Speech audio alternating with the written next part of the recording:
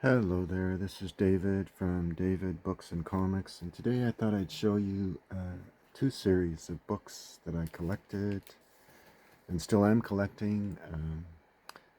Some I've finished and some I'm still working on. So the two writers that I'm going to focus on are Kenneth Bulmer, and you see two of his early novels published by Ace Books, and Lin Carter. Now, Kenneth Bulmer was born in 1921, died in 2005, and he's a British author who was prolific, publishing and writing over, I believe it's over 160 novels and even more short stories. So I'll show you these. These have both Kelly Freas covers, who was a famous artist of science fiction novels, paperbacks, I should say. So this one is copyright 1967, first Ace publication, and probably the first Ace novel. So this one is 7,000 years ago. One of Earth's earliest civilizations was confronted by a menace from the stars and died in a world-shaking effort to destroy that cosmic monster. But death of that forgotten empire was not in vain, for they did succeed in entombing that dimension-shaking thing out of sight and harm to humanity. One of the themes of Bulmer was these transitions from dimension to dimension. And here's another early novel by Bulmer.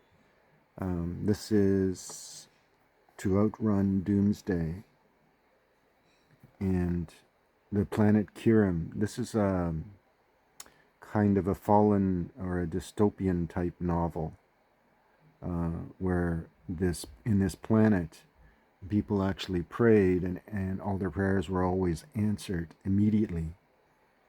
But by the time the main character, the protagonist, Jack Whaley, arrived on the planet, the planet had deteriorated into a kind of barbaric society.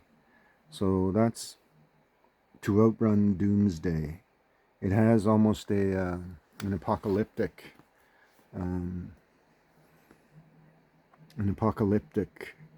eschatology, typical of much of SF literature. Anyway, so that's Bulmer, To Outrun Doomsday, and this is Cycle of Nemesis. Did I show the... So this is copyright 1967. So I'll show the collection of Drey Prescot. And Drey Prescot was one of his most significant series works. It's an adventure series. The main character is Drey Prescot, that takes place on this kind of asteroid belt type of system. And the main character goes from these different places in the Antares system and meets all kinds of adventures. The series was largely and admittedly inspired, something that Kenneth Bulmer admitted to, was admittedly inspired by Edgar Rice Burroughs' John Carter of Mars series. So I'll show you some of the books that I have in that series. So this is the first one in the series, and this is of course, a reprint. The cover art is Josh Kirby. The interior art is Tim Kirk. So this is a later printing, of the first novel in the series. So copyright 1972, and it's a second impression of The Transit to Scorpio, Drey Prescot, #1. And again, Alan Burt Akers is a pseudonym for Kenneth Bulmer. And this is #2 in the series. Now, this is Dawbook number 49. And here we go. Interior illustration, Tim Kirk. Cover art, Tim Kirk. Nice cover. So that's the Sons of Scorpio.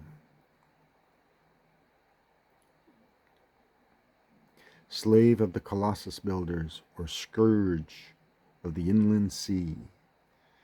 A Dawbook's original. So there you go, Sons of Scorpio. The next one is Swordships of Scorpio, and this is #4 in the series.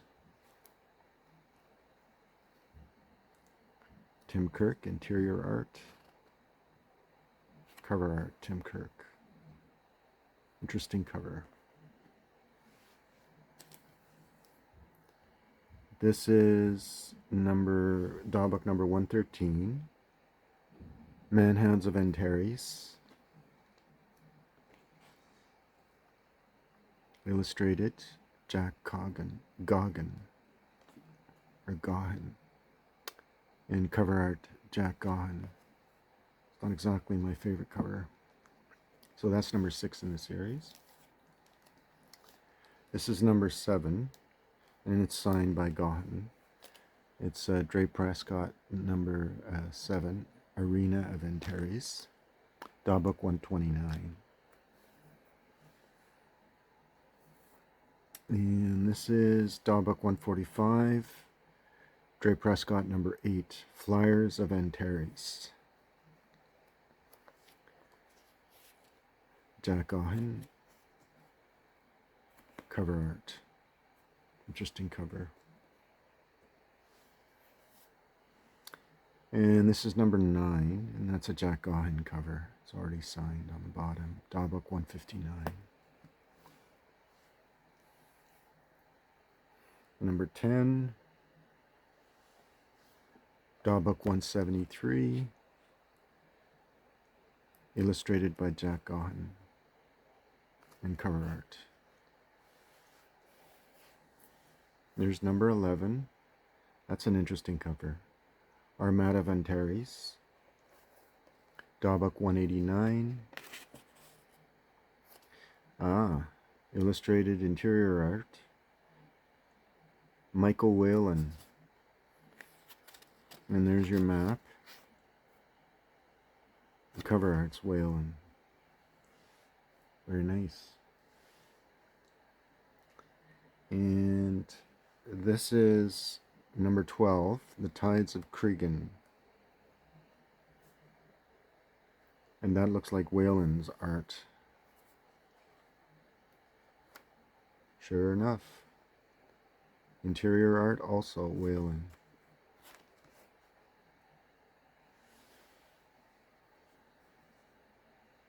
And this is #13.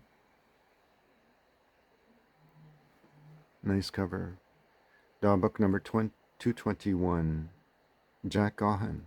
Illustrated interior. Cover art, Michael Whalen. Very nice cover.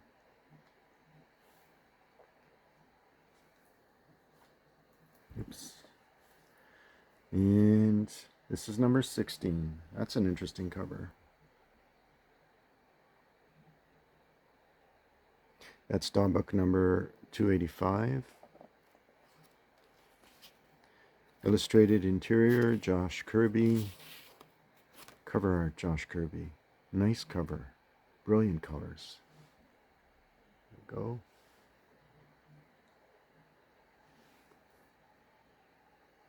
Man, this is a nicer copy. 16.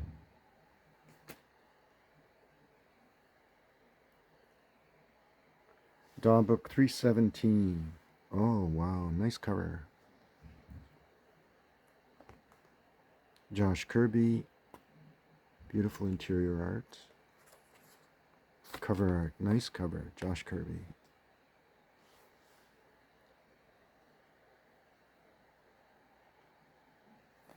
And this is number 21, Dawbook 366. Very nice cover. And we'll look inside. Richard Hescox. Cover art by Hescox. Very nice. And this one's Jones. Or no, let's see. It's familiar. Interior, Jack Cohen. Cover art, yeah, Ken Kelly. Nice, beautiful cover. Dawbook number 413, Drey Prescot 24. And this is one I found just recently. This is Drey Prescot number 34. And I can flip through it. James Gurney did the cover art. And this is Dawbook 624. So that's Kenneth Bulmer. Prolific writer. One who didn't necessarily write what we would call pastiches. He wrote both serious science fiction, exploring the themes of traveling between dimensions and fallen dystopias, and basically scorched earth worlds. So that's Bulmer. Prolific writer, and made a huge, by sheer volume, contribution to science fiction. So that's Bulmer. The other guy I want to show is a collection that I completed, but I'll show some of his early novels. I'll move this aside. And this is his very first novel.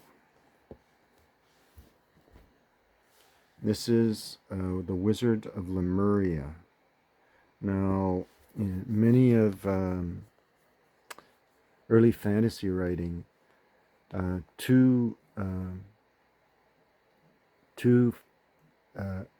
places that are considered almost tropes in fantasy is Lemuria, the mythical place of Lemuria, and the other one is, of course, Atlantis. And that's what Lin Carter is basing his very first novel on. The artist for this is signed by Gray Morrow. And this is another one of his early novels. And again, Thongor of Lemuria. So Thongor was one of his major characters.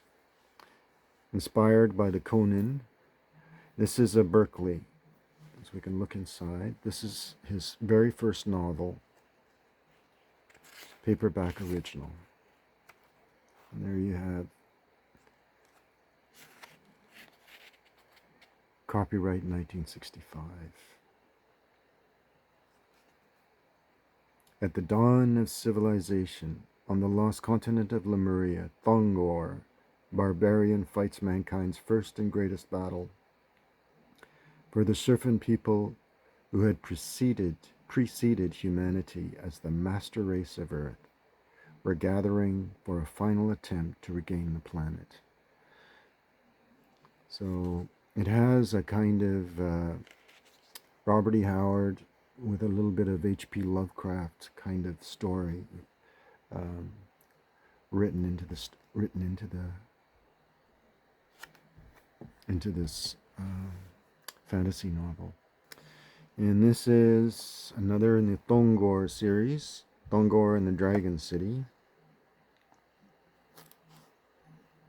revised and expanded version of Thongor of Lemuria.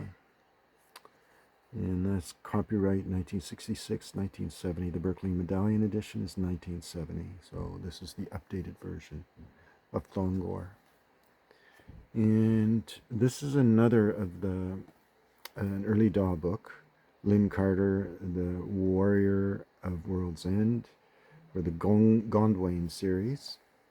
Lin Carter is an important figure in both science fiction and fantasy, mostly because of his editing.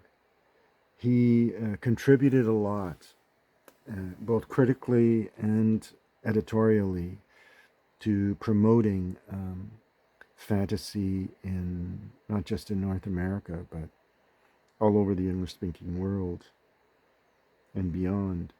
So this is Daw Book 125, The Warrior at World's End. And Lin Carter was born in 1930. He's an American writer. Linwood Vrooman Carter is his full name. Died in 1988 at a quite young age, actually, of only 58. But in his lifetime, he did a lot to promote fantasy and science fiction. So this is one of the series that I collected. This is the Green Star series. And the reason I collected it was largely because of the covers. This is Daw book number 30, so it's one of the early Daw books. But there you go. It's about this guy. It's mainly like a Sword and Planet type, Edgar Rice Burroughs, John Carter of Mars type story, where this narrator literally occupies the body of these people on this planet that had a young star, a green star, ergo the title Under the Green Star. And the story, the narrator is never named in any of the stories. It's kind of an unusual premise. And he literally goes from adventure to adventure. In this second or third novel, he takes up the body of another character. So we can read the blurb at the back to get some idea. On earth, life held for him only the fate of a recluse, confined to daydreams and the lore of ancient wonders, but apparently destined never to share them, until the day he found the formula that enabled him to cross interstellar space. It was then that the world that revolved around an unnamed green star drew him, and as the usurper of the body of the tree city of Faolon, fabled hero, he was to experience in flesh and blood all that his heroic fantasies had yearned for. For there was a princess to be saved, an invader to be thwarted, and otherworld monsters to be faced. And there you go. So Under the Green Star. That's number 30. This is number 62. And cover Luis Dominguez does the interior and both this illustration and this one. So that's When the Green Star Calls. And this is number 110, Daw Book 110. And this is By the Light of the Green Star. Same artist, Luis Dominguez.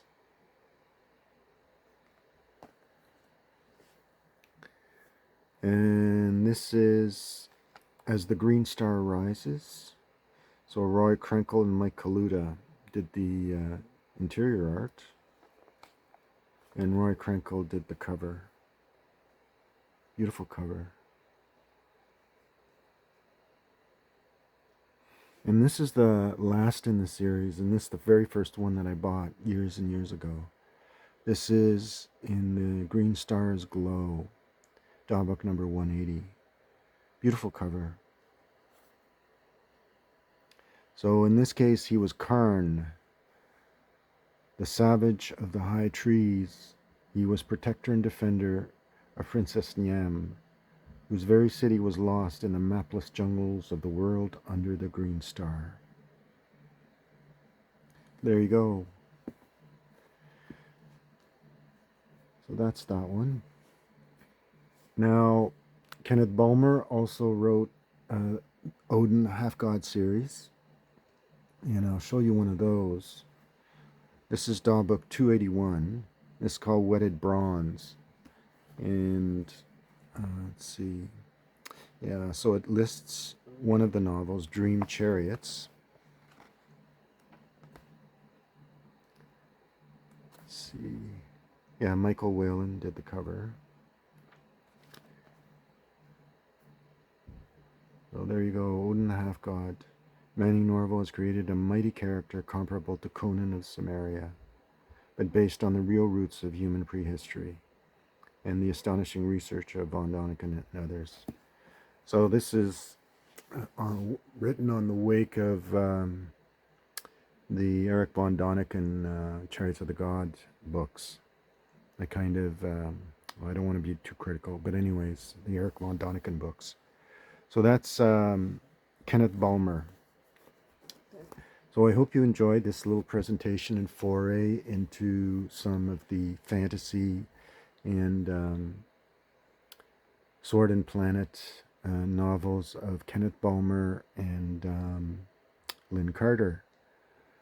And if you did, remember to give me a like and a thumbs up. Thank you all for subscribing. I've reached over 100 subscribers. And comment if you can add more to the lore of the information and these wonderful early vintage DAW books that I've collected. Beautiful covers in large part for most of them. So thanks for watching. Bye.